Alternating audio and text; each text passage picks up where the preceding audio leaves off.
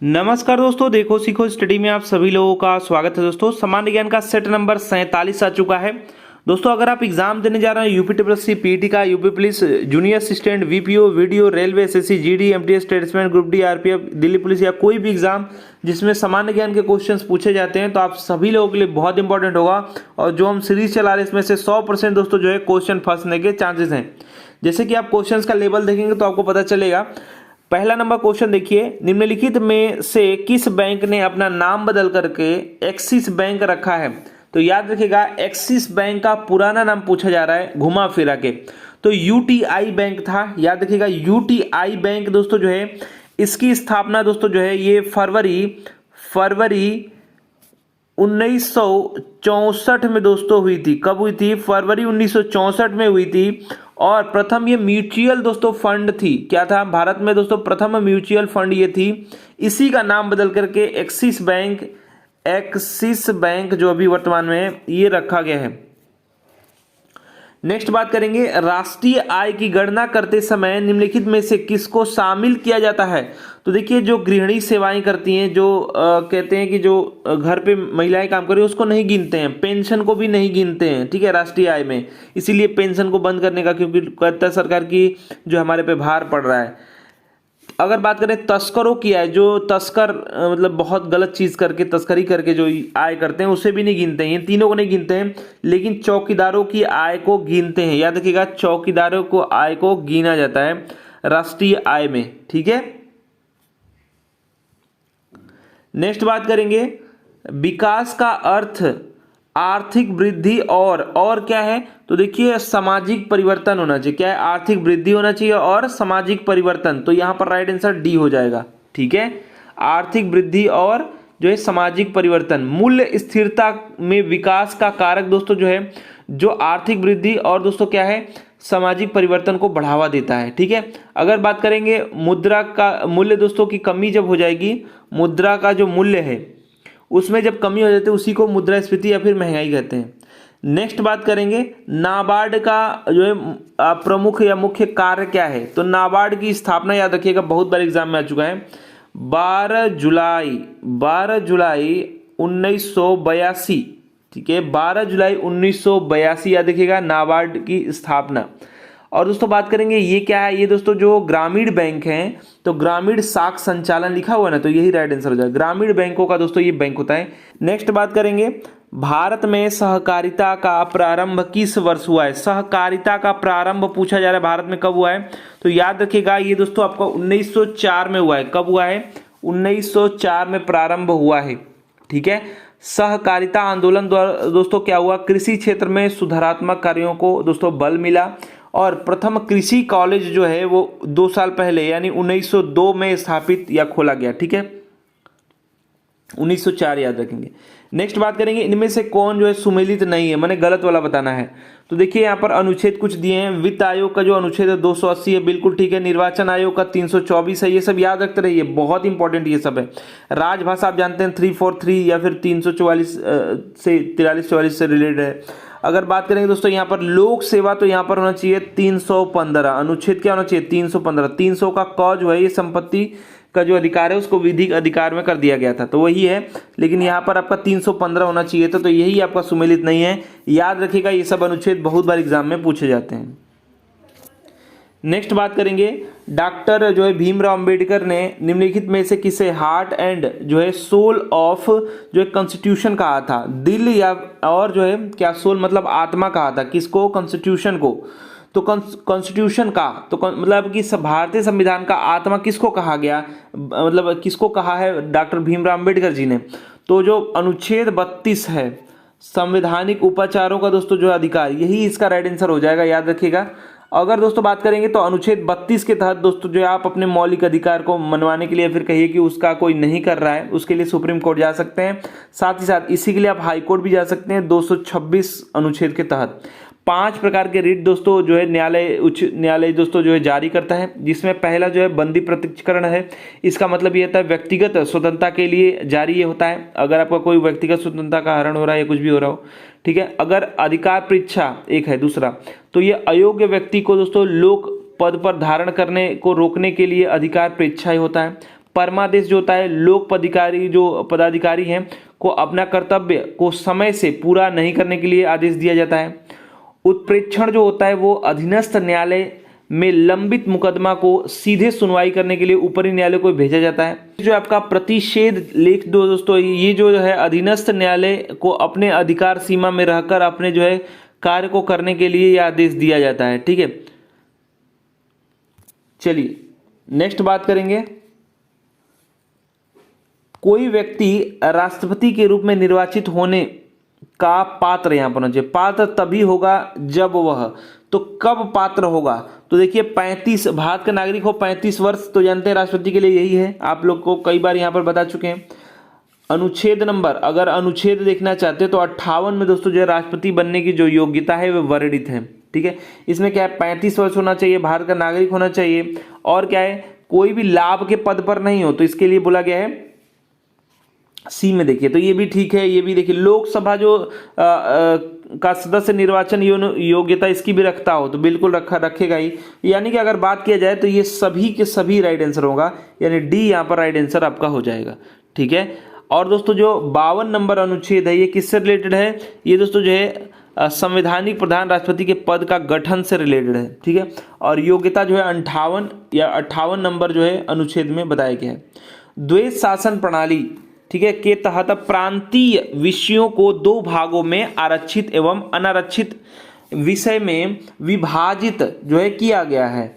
तो इसमें बोला ये जरा, आरक्षित विषयों में कौन शामिल नहीं है, जो आरक्षित विषय है उसमें कौन इनमें से शामिल नहीं है, तो देखिए दोस्तों जो है स्थानीय प्रशासन जो है ये शामिल नहीं होता।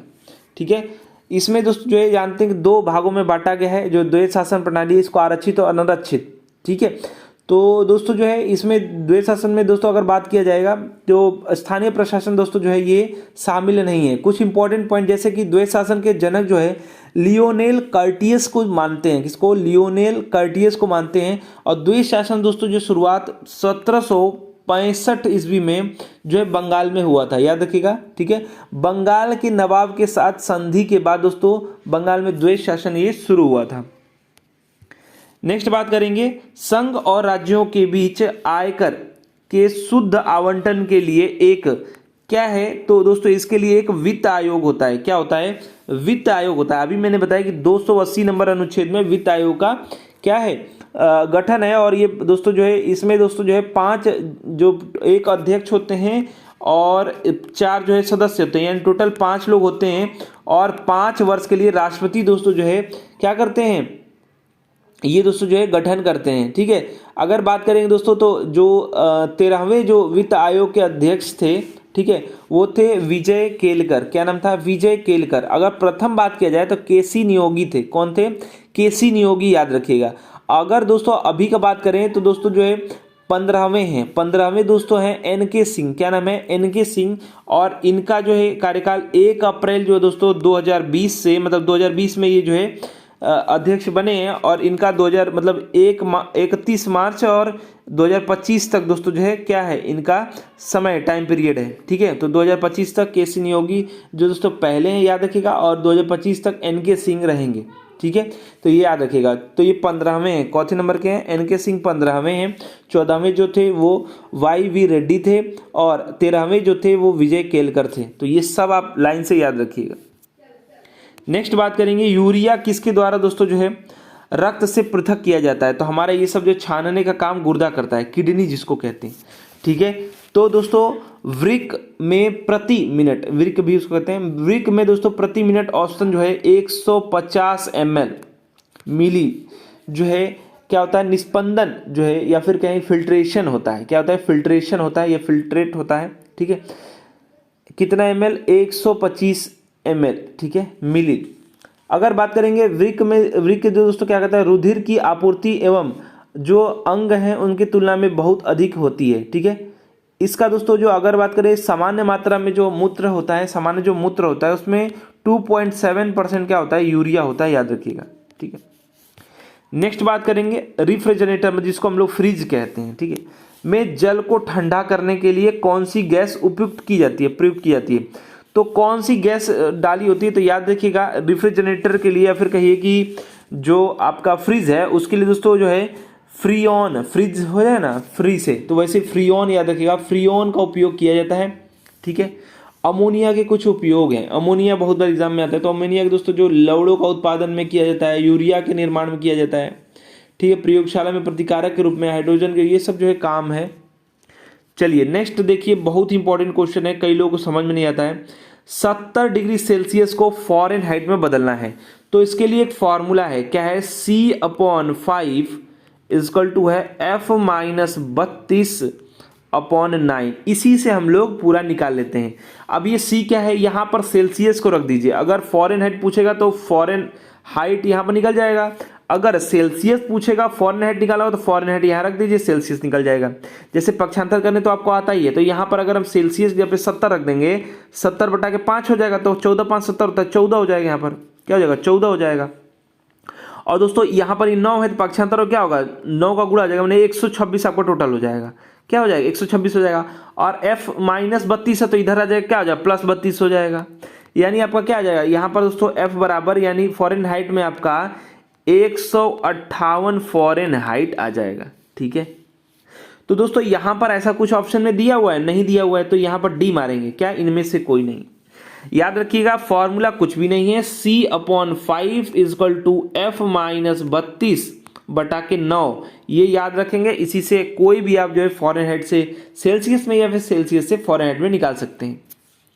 नेक्स्ट बात करेंगे, लाल एवं नीला रंग को मिलाने पर क्या बनेगा, मर्जेंटा बनता है। कौन सा रंग बनेगा, मर्जेंटा बनेगा। देखिए एक सेकेंड, लाल, पहले तो आपको याद रहेंगे लहनी, लहनी, लहनी, लाल, हरा, नीला, ये क्या होता है, प्राथमिक रंग होते हैं। क्या होते हैं, प्राथमिक रंग होते हैं। देखिए जब हम लाल को मतलब 1 2 3 है ना, तो 1 और 3 को मिला देंगे तो बनेगा मर्जेंटा। इसके लिए ट्रिक भी मैंने बताया था, ऐसे मैं आपको सीधे सीधे बता दे रहा हूँ। ठीक है।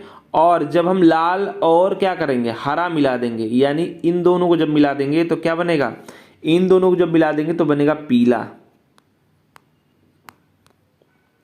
ठीक है। और नीला और हरा जब मिला देंगे, नीला और हरा जब मिला देंगे तो क्या बनेगा, श्यान रंग बनता है, श्यान। तो ये याद रखिएगा। वैसे लहनी याद रहना चाहिए, प्राथमिक कलर, बाकी आप मिला मिला के समझ जाएंगे क्या चीजें बन रही। तो यहाँ पर लाल और नीला मर्जेंटा बनता है, C राइट आंसर हो जाएगा। नेक्स्ट बात करेंगे, निम्नलिखित में से कौन सा एक वृक्ष जो है, जो कभी सामाजिक वानिकी में लोकप्रिय था, अब एक पारिस्थितिक आतंकवादी माना गया है। तो किसको दोस्तों, जो यूकेलिप्टस है इसको माना गया है, यूकेलिप्टस को याद रखिएगा। ठीक है दोस्तों। अगर बात करेंगे, एक एग्जाम में क्वेश्चन पूछा जाता है कि मांसभक्षी पौधे कौन कौन से हैं, जैसे आपका ब्लेडर वटर एक ये हो गया, उसके बाद ड्रोसेरा, ये घटपर्णी, ये सब क्या है, ये दोस्तों जो मांसभक्षी पौधे होते हैं। मांसभक्षी पौधे में किसकी कमी होती है पूछा जाता है, तो याद रखिएगा नाइट्रोजन की कमी होती है। किसकी कमी होती है, नाइट्रोजन की। नेक्स्ट बात करेंगे, किस बैडमिंटन जो है भारतीय बैडमिंटन खिलाड़ी ने कनाडा ओपन टाइटल्स जीता है। तो कनाडा ओपन टाइटल्स दोस्तों जीता है वो लक्ष्य सेन जी ने जीता है। याद रखिएगा किसने जीता है, लक्ष्य सेन ने जीता है कनाडा ओपन। ठीक है, बैडमिंटन खिलाड़ी हैं। इन्होंने दोस्तों जो है पुरुष एकल में फाइनल में किसको हराया, चीनी शटलर ली शीफेंग, किसको, ली शीफेंग, चीनी शटलर ली शीफेंग को हराया लक्ष्य सेन जी ने। ठीक है, याद रखिएगा कनाडा ओपन टाइटल्स इन्होंने जीता है, टाइटल्स। नेक्स्ट बात करेंगे, स्वामिह लिखा हुआ है, SWAMIH लिखा हुआ है फंड, ये केंद्रीय मंत्रालय द्वारा प्रायोजित है। केंद्रीय मंत्रालय द्वारा दोस्तों ये प्रायोजित है। ये पूछा जा रहा है कि जो है कौन सा मंत्रालय, किस केंद्रीय मंत्रालय, तो याद रखिएगा ये दोस्तों जो है वित्त मंत्रालय द्वारा, यानी ए राइट आंसर हो जाए, वित्त मंत्रालय द्वारा। इसका फुल फॉर्म भी आता है, तो याद रखिएगा स्पेशल, W से आपका विंडो, A से आपका क्या हो जाएगा अफोर्डेबल। देखिए special window for affordable and जो है मिड इनकम हाउसिंग फंड हो जाएगा। याद रखिएगा special window for affordable and mid income housing इसका फुल फॉर्म है। याद रखिएगा बहुत इंपॉर्टेंट ये है, और ये वित्त मंत्रालय द्वारा प्रायोजित है। नेक्स्ट बात करेंगे, संयुक्त राष्ट्र मुख्यालय में शहीद शांति सैनिकों को समर्पित स्मारक दीवाने का प्रस्ताव किस देश ने पेश किया दोस्तों? तो ये जो पेश किया है वो भारत ने पेश किया है। भारत ने दोस्तों पेश किया है, याद रखिएगा। ये संयुक्त जो है राष्ट्र महासभा द्वारा दोस्तों ये प्रस्ताव स्वीकार कर लिया गया है और ये दोस्तों जो है 14 जून 2023, ठीक है, इसको दोस्तों जो है ये स्वीकार कर लिया गया है इस डेट को, तो भारत ने पेश किया है। नेक्स्ट बात करेंगे फीफा अंडर-20। देखिए एक अंडर-20 है और एक अंडर-17 है, तो दोनों आपको बताएंगे। फीफा अंडर-20 महिला विश्व कप 2024 का आयोजन कहाँ किया जाएगा? तो इसका आयोजन दोस्तों जो है कोलंबिया में होगा। कहाँ होगा? कोलंबिया में होगा। लेकिन फीफा अंडर-17 जब आ जाएगा, 17 आ जाएगा, तो इसका आयोजन दोस्तों जो है 2024 में ये भी होगा और इसका आयोजन दोस्तों जो है डोमिनिकन गणराज्य में किया जाएगा। कहाँ? डोमिनिकन गणराज्य में किया जाएगा, याद रखिएगा। और अगर बात करेगा दोस्तों जो है फीफा जो है फुटबॉल जो है विश्व कप 2024, अगर ये दोस्तों जो है क्या महिला की बात किया गया है, ये जो मैं बता रहा हूँ ये दोस्तों जो है महिला फीमेल ही है, महिला ही है, लेकिन अंडर-17 है। इसका दोस्तों डोमिनिकन दोस्तों जो है गणराज्य में हो किया जाएगा। और जो 2024 वाला पुरुष वाला मतलब यहाँ पर बोला जा रहा है 2024 का जो विश्व कप होगा वो उज्बेकिस्तान में होगा। कहाँ पर? उज्बेकिस्तान में फीफा फुटबॉल विश्व कप 2024। जल्दी एक बार रिपीट कर लीजिए। महिला वाला 20 वाला होगा तो हम क्या करेंगे? कोलंबिया याद रखेंगे अंडर-20 का, ठीक है, अंडर-20 का दोस्तों महिला विश्व कप का फुटबॉल जो होगा 2024 का आयोजन कोलंबिया, ठीक है। अगर अंडर-17 का आ जाएगा फीमेल वाला ही तो हम याद रखेंगे डोमिनिकन गणराज्य में, ठीक है। और दोस्तों अगर यहीं पर आ जाएगा सिंपल फीफा का पूछ दिया जाएगा विश्व कप 2024 वाला तो उज्बेकिस्तान आप याद रखेंगे, ठीक है। तो ये आप तीनों पॉइंट याद रखेंगे, हो सकता है कोई भी एग्जाम में पूछा जाए। नेक्स्ट बात करेंगे 27 जून 2023 को पीएम नरेंद्र मोदी ने किस रेलवे स्टेशन से 5 जो है वंदे भारत एक्सप्रेस रवाना किया? तो कौन से स्टेशन से किया है? याद रखिएगा रानी कमलापति स्टेशन। क्या नाम है? रानी कमलापति स्टेशन से 5 जो है वंदे भारत जो है एक्सप्रेस जो है रवाना किया। पहला जो चला था वो दोस्तों आप जानते हैं वाराणसी और दिल्ली के बीच, याद रखिएगा। और इसको ट्रेन 18 भी कहते हैं। क्या कहते हैं? ट्रेन 18 भी कहते हैं, याद रखिएगा, बहुत इंपॉर्टेंट है। नेक्स्ट बात करेंगे ऊर्जा संक्रमण सूचकांक 2023 में भारत की रैंक पूछी जा रही है, तो इसका है 67 नंबर का, यानी 67वां रैंक है।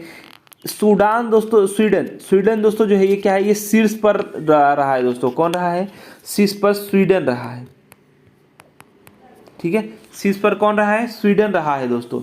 यह सूचकांक कौन करता है? विश्व आर्थिक मंच जारी करता है। कौन करता है? विश्व आर्थिक मंच। नेक्स्ट बात करेंगे संसदीयता का अंतर्राष्ट्रीय दिवस कब मनाया जाता है? तो संसदीयता का जो अंतर्राष्ट्रीय दिवस मनाया जाता है वो याद रखिएगा 30 जून को मनाया जाता है। 30 जून को मनाया जाता है। वर्ष 2018 से दोस्तों यह मनाया जा रहा है। यह दिवस दोस्तों जो है अंतर संसदीय संघ की स्थापना दिवस के रूप में मनाया जाता है, ठीक है। 30 जून को मनाया जाता है, याद रखिएगा, संसदीयता का दिवस। नेक्स्ट बात करेंगे जून 2023 में किस राज्य या केंद्र शासित प्रदेश में हेमिस दोस्तों कहाँ मनाया गया है? तो याद रखिएगा हेमिस दोस्तों जो है ये कहाँ मनाया जाता है? लद्दाख। कहाँ पर? लद्दाख, याद रखेंगे। ए इसका राइट आंसर हो जाएगा, ठीक है। अगर उत्सव को बात करें दोस्तों हेमिस मोनेस्ट्री फेस्टिवल, अर्थात इसको सेचू भी कहते हैं। क्या कहते हैं? सेचू भी दोस्तों इसको कहते हैं, सेचू के नाम से जानते हैं। ये दोस्तों तिब्बती कैलेंडर के अनुसार प्रतिवर्ष चंद्रमास के 10वें दिन दोस्तों ये मनाया जाता है लद्दाख में, याद रखिएगा। नेक्स्ट बात करेंगे तिब्बती कैलेंडर के अनुसार। नेक्स्ट बात करेंगे किस देश ने भारतीय क्षेत्र के माध्यम से बांग्लादेश को जो है जल विद्युत निर्यात जो है करने के लिए एक समझौता किया है? तो याद रखिएगा जल विद्युत जो है शेयर करने के लिए बांग्लादेश के साथ, और माध्यम जो रहेगा वो भारतीय क्षेत्र रहेगा, नेपाल ने किया है। नेपाल के साथ समझौता हुआ है जून 2023 में। करंट है, एग्जाम में पूछा जा सकता है।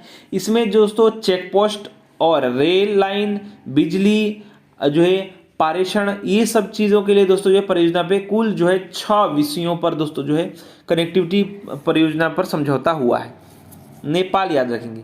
नेक्स्ट और लास्ट क्वेश्चन है, सेंझोउ 16 यानी 16 मिशन किस देश ने लॉन्च किया? तो नाम से पता चल रहा है सेंझोउ चीन का मिशन है।